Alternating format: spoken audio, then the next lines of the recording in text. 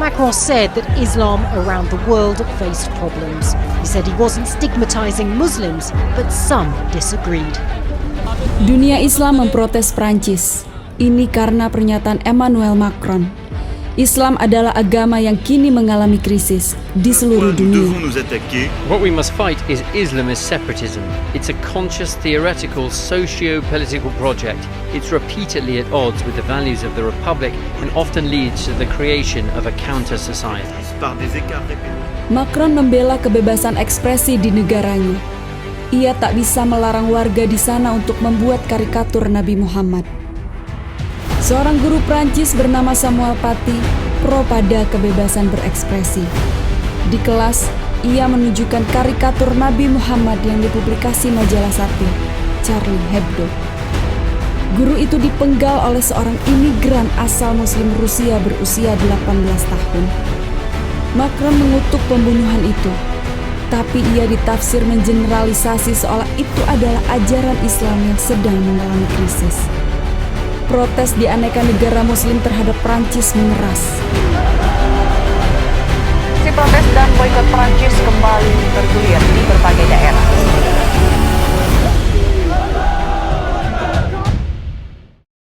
Saya membaca komentar pendek Denny J.A. soal ini. Di akun Facebooknya, juga Twitter dan Instagram, Denny menulis, setelah kasus karikatur Nabi dan pemenggalan kepala guru di Prancis, pendidikan politik yang beradab semakin kita perlukan. Saya teringat 2 tahun lalu ketika LSI Denny J.A. memecahkan rekor dunia. Ini rekor pendidikan politik versi Guinness Book of World Record. Denny pun mempublikasikan ringkasan video.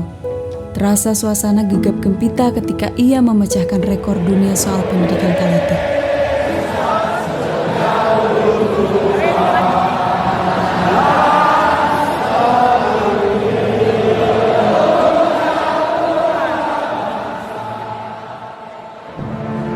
Saya ingin mulai dengan kutipan pidato Bung Karno. Bung Karno mengatakan, berikan saya 10 pemuda, maka saya akan guncangkan dunia. Di ruangan ini, alhamdulillah, pastilah lebih dari 10 pemuda. Hari ini kita tidak ingin mengguncangkan dunia, tapi kita ingin memecahkan rekor dunia.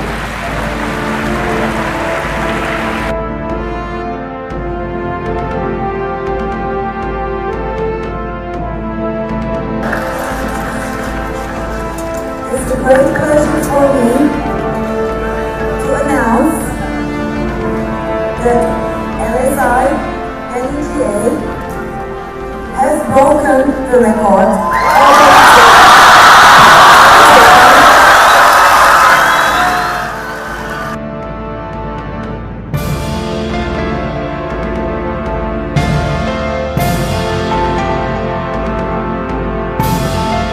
Gerakan di ruangan ini, kita akan keliling seluruh Indonesia. Kita akan lahirkan 1000 juru bicara Pancasila di 22 provinsi. Mereka inilah yang nanti hidupkan kembali Pancasila.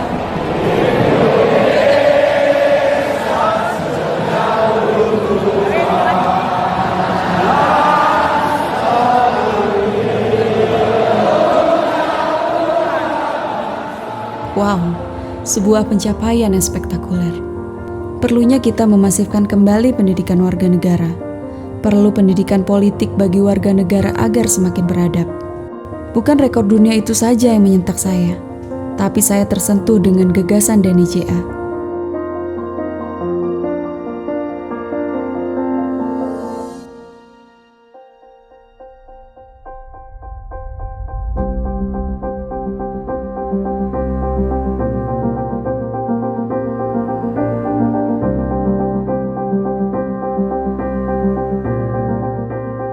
Saya pun melakukan searching di Google. Saya ingin tahu komentar tokoh, akademisi, intelektual soal Denny J.A. Saya menemukan beberapa komentar. Komentar datang dari Doktor Filsafat lulusan Universitas Indonesia. Ia juga pendiri AJI, Asosiasi Wartawan Indonesia. Dr. Satrio Arismunandar. Ia mengenal Denny J.A. sejak era mahasiswa 35 tahun lalu. Tulis Satrio, Denny J.A. itu intelektual paling lengkap dalam sejarah Indonesia. Ia tak hanya penulis, tapi juga akademisi, politisi, sastrawan, pembuat film, pengusaha, spiritualis, dan dermawan. Tulis Satrio lagi, Denny tak hanya menekuni 5 bidang yang sangat berbeda. Ia juga meraih prestasi puncak dan menciptakan tradisi baru di aneka bidang itu. Satrio mendetailkannya. Di bidang politik, Denny adalah founding father profesi konsultan politik di Indonesia. Ia mengawinkan politik praktis dengan ilmu pengetahuan.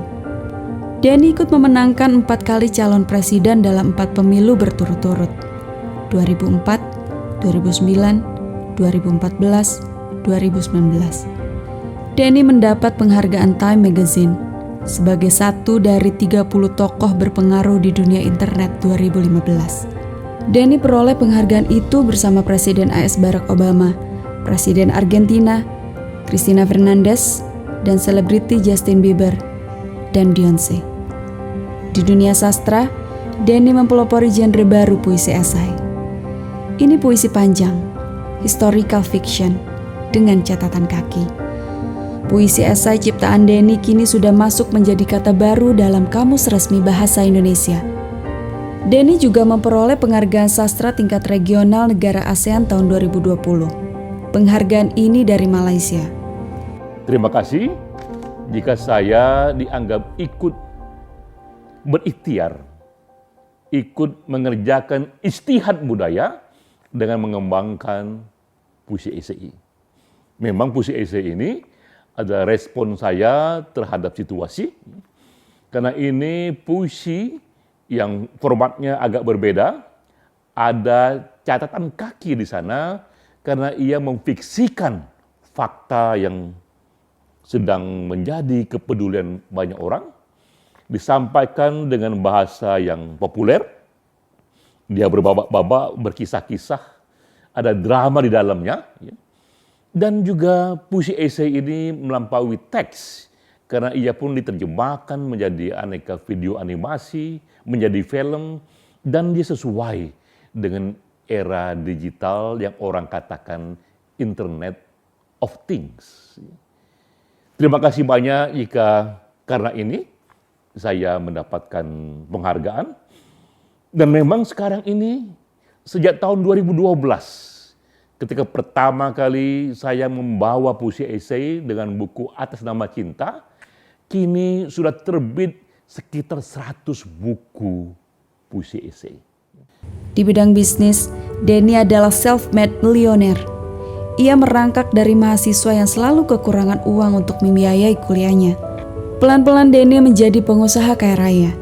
Ia kini punya usaha properti, food and beverage, tambang, hotel, dan convenience stores. Restorannya Bunga Rampai mendapat penghargaan pemerintah. Resto ini memperoleh award sebagai restoran formal dining Indonesia terbaik di 2019.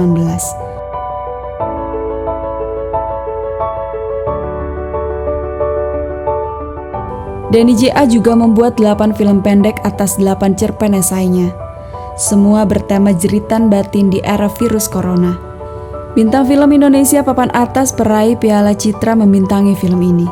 Antara lain, Christine Hakim, Reza Rahadian, Lukman Sardi dan Ine Febrianti, Marini, dan Agus Kuncoro. Sebagai penulis, Denny J.A. sudah membuat 55 judul buku. Topik buku karyanya meluas, mulai dari agama, filsafat, sastra, marketing politik, demokrasi, juga soal ekonomi politik hingga positif psikologi bertema happiness. Bagaimana bisa satu pribadi menekuni 5 bidang yang berbeda dan di setiap bidang meraih prestasi puncak? Saya pun mencoba melihat satu film yang Denny buat. Ini soal dokter yang wafat karena dedikasinya di era virus corona.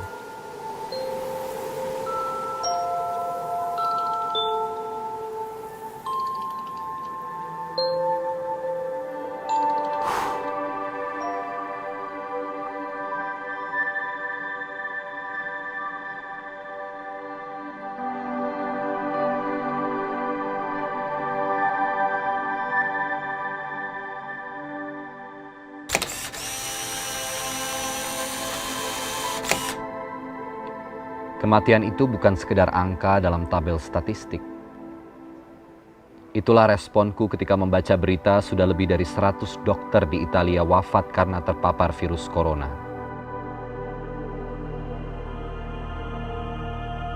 Ternyata, film ini pernah diputar penuh dalam acara talk show Kompas TV yang ikut memperingati wafatnya 100 dokter Indonesia yang menangani virus corona. Film ini berkisah seorang dokter yang sudah berusia lanjut, sudah pensiun, tapi ketika virus corona menyerang, ia ingin kembali berdedikasi. Semua keluarganya melarang, tapi dokter itu bersikeras. Menurut sang dokter, virus itu seperti tentara asing yang menyerang. Dokter itu seperti tentara dalam negeri. Jika musuh menyerang, tanpa diminta tentara harus ikut bertempur membela negara. Ketika dokter itu menjelang wafat, karena terpapar virus corona, ia menitipkan pesan untuk adik kesayangannya. Pesannya, ia sudah sampai di puncak gunung. Itulah cita-citanya yang mulia. Ia bersedia wafat dalam tugas. Bagi sang dokter, itulah puncak gunung.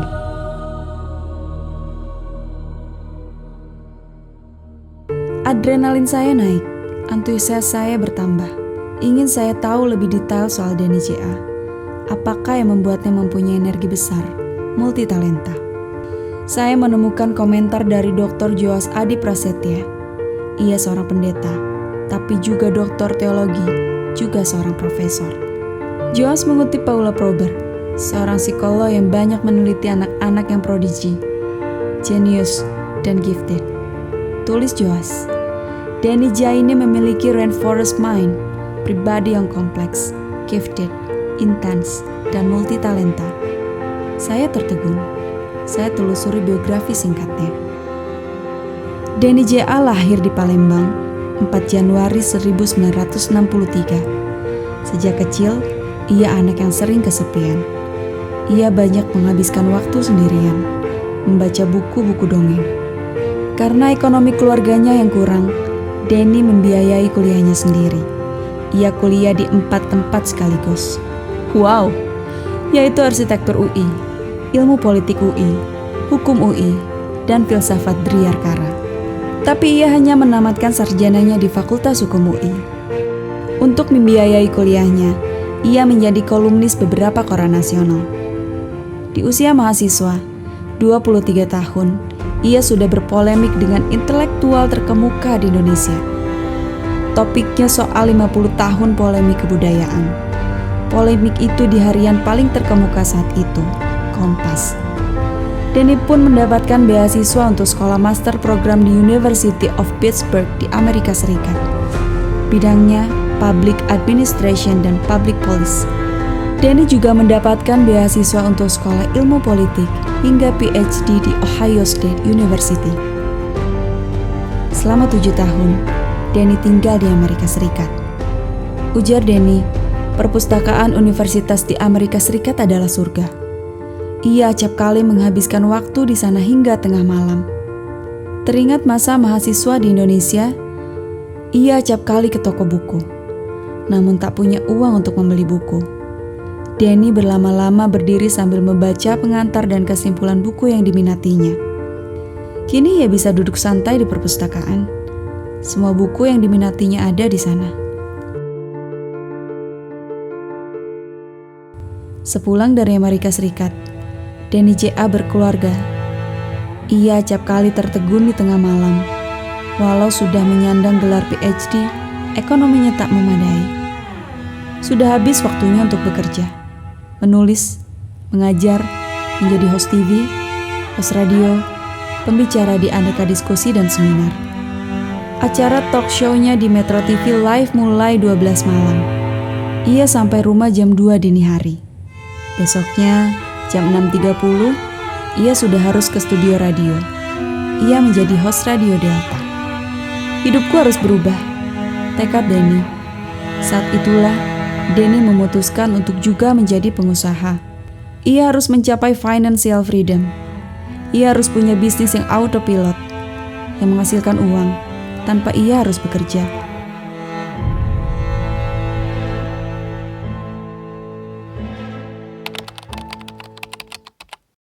You want to become financially free, to never have to worry about money again, to travel the world in style, to live the quote-unquote good life. That's the stuff of dreams, and it remains a dream for most people. They've been conditioned by society to believe that having lots of money and enjoying themselves is only possible after decades of back-breaking work. When they're north of 65, retired, and graying, why would you plan towards starting to enjoy life when it's just about to end?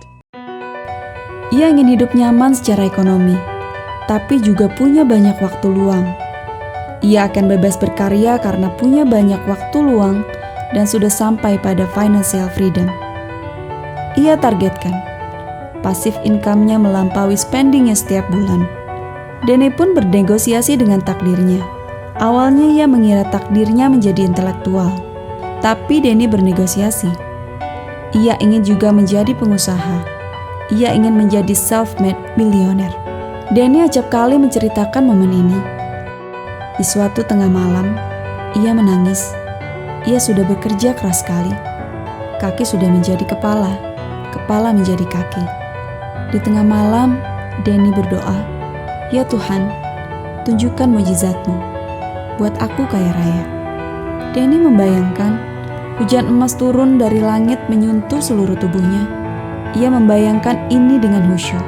Air matanya menetes sejadi-jadinya. Danny merasa Tuhan membuka batinnya.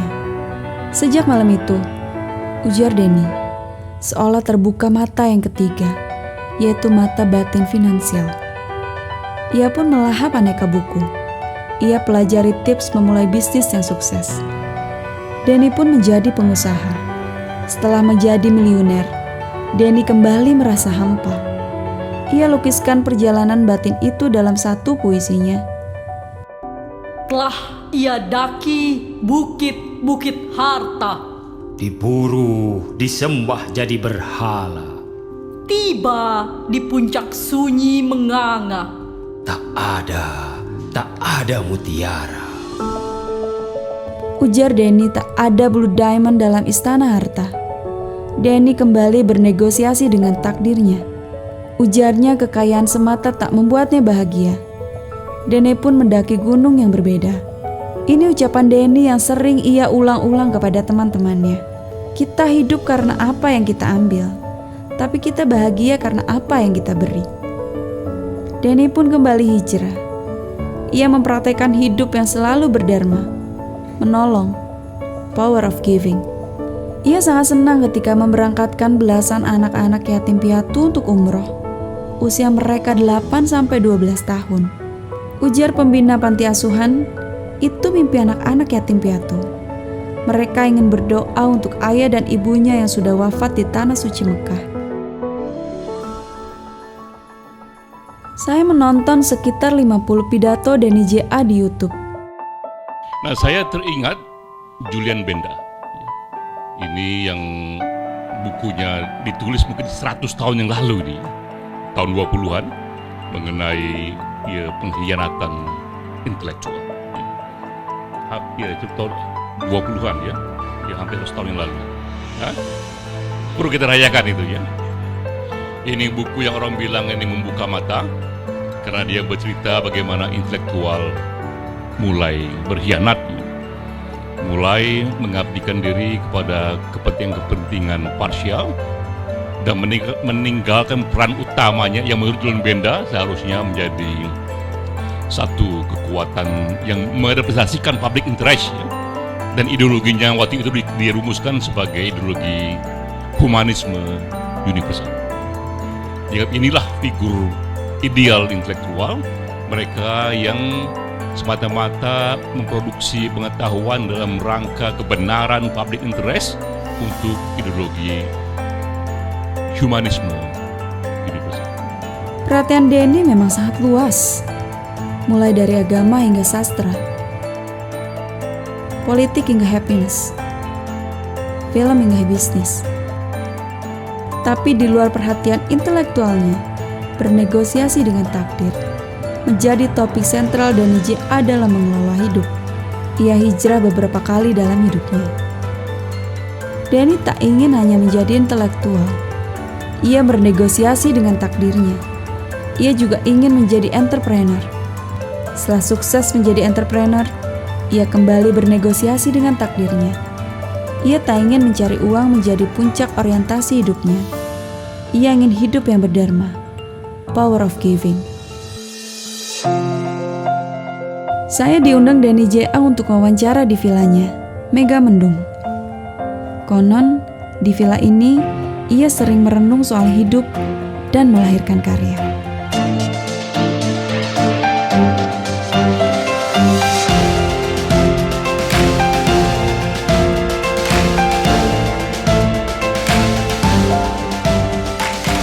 Saya pun menemui Denny J.A. Saya ingin mewawancarainya. Banyak yang ia katakan, tapi saya cuplik satu pernyataan yang menggambarkan sosoknya. Sejak kapan Pak Denny mendapatkan pertanyaan hidup dalam diri sehingga dari masa ke masa Pak Denny dikenang sebagai aktivis, sebagai penulis, filmmaker, penyair, konsultan politik, dan pengusaha sukses? Anda ingin dikenang seperti apa, Pak? Ya, sejak saya SMA, saya banyak baca buku-buku filsafat, buku-buku spiritual, dan saya sudah diganggu oleh pertanyaan eksistensial sejak saat itu. Ini pertanyaan besar yang kira-kira bunyinya, apa yang kau cari? Apa yang membuat dirimu bahagia? Apa yang ingin kau berikan? Itu pertanyaannya. Dan saya pun tumbuh merespon itu. Saya sebagai remaja, anak muda, orang dewasa, usia belasan, 20-an, 30-an, sampai sekarang 50-an, saya tetap diganggu oleh pertanyaan yang sama. Jadi saya tumbuh merespon pertanyaan itu. Nah, saya pun menjadi penulis. Saya kira itu jawabannya. Berubah lagi jadi aktivis, jadi akademisi, lalu menjadi profesional, menjadi pengusaha. Saya coba terlibat di dalam politik, terlibat dalam bisnis, juga menyelami sastra, film. Saya ingin mencari tahu apakah ini jawabannya. Nah, apa yang saya temui? Memang setiap saya sampai di puncak-puncak prestasi profesi itu, saya dapatkan kesenangan, tapi tak panjang rasa senang yang diberikan itu. Ibaratnya ini semua jalan hidup itu yang saya lalui itu gunung, saya coba daki ke puncak-puncaknya. Ya. Atau kalau ibaratnya ini samudra, saya coba menyelam sampai ke dasar samudra. Saya ingin cari apakah di sana mutiara yang lama saya bayangkan itu. Ya. Yang saya alami, benar saya dapatkan kesenangan, tapi tak lama. Lalu saya, terutama di usia 50-an, kembali merenung apakah ada satu kebahagiaan yang lebih dalam yang bisa saya capai, apakah ada satu kebahagiaan yang lebih otentik yang bisa saya peroleh, yang lebih sejati. Nah, saya merasa bahwa pastilah pertanyaan ini pertanyaan besar dalam hidup, dialami oleh banyak orang, dialami oleh banyak filsuf, pemikir besar, bahkan oleh nabi-nabi. Pastilah mereka pun sudah menjawab soal ini. Ada lesson to learn yang bisa kita dalami. Saya kembali, saya dalami agama-agama, Islam, Hindu, Buddha, Kristen, saya dalami teosofi, Krishnamurti, Subud, sampai Ki Ageng Suyamentara, ya, sampai juga kepada Swami Paspa Nanda. Ya. Saya coba dalami itu, juga aneka filsafat besar, terutama Stoa filosofi. Ini ibu dari banyak filsafat. Nah, saya menemukan ada satu benang merah. Satu yang orang bilang common denominator yang diajarkan oleh banyak nabi, banyak guru-guru filsafat, bahwa nilai paling tinggi dalam hidup Bahkan bisa dikatakan inilah satu-satunya nilai dalam hidup, itu adalah kebajikan. Dalam bahasa teknisnya ini virtue. Ya. Nilai lain hanya punya arti jika dia menyumbang pada kebajikan. Kekuasaan hanya berarti jika dia menyumbang pada kebajikan. Pengetahuan juga kekayaan dia hanya berarti jika dia menyumbang pada kebajikan. Jika tidak, maka kekuasaan, pengetahuan, kekayaan itu bisa membawa pada keburukan.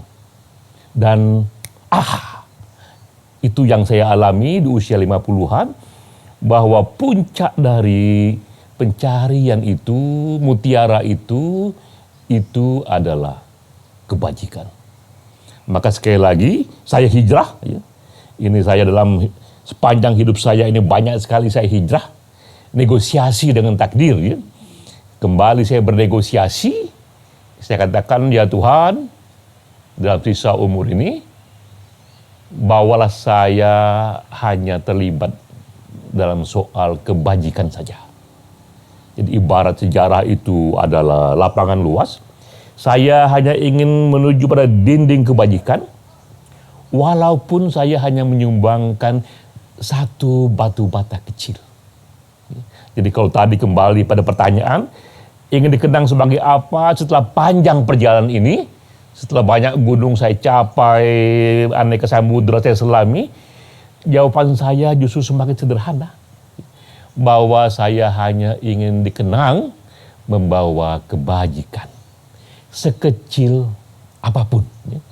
Saya sudah sampai pada kesadaran bahwa sekecil apapun kebajikan, dia akan lebih berarti ketimbang gunung besar, samudera besar yang bukan kebajikan.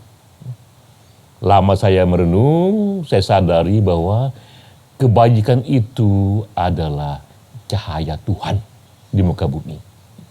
Jadi itulah intisari semua agama, intisari yang dibawa semua para nabi, para filsuf, bahwa cahaya Tuhan itu, pusat dari nilai itu adalah kebajikan. Nah ini saya kira makom tertinggi yang saya alami, bahwa dimanapun kau berada, apapun profesimu, sekecil apapun yang bisa kau lakukan, yakinilah itu adalah kebajikan. Kebajikanlah yang kau sebarkan, karena itu berarti kau ikut menyebarkan cahaya Tuhan. Itu kira-kira yang menjadi puncak renungan saya. Sepulang dari wawancara, ucapan Denny itu kembali terngiang-ngiang di kepala saya. Dimanapun kau berada, yakinilah itu adalah kebajikan. Karena itu berarti kau ikut menyebarkan cahaya Tuhan.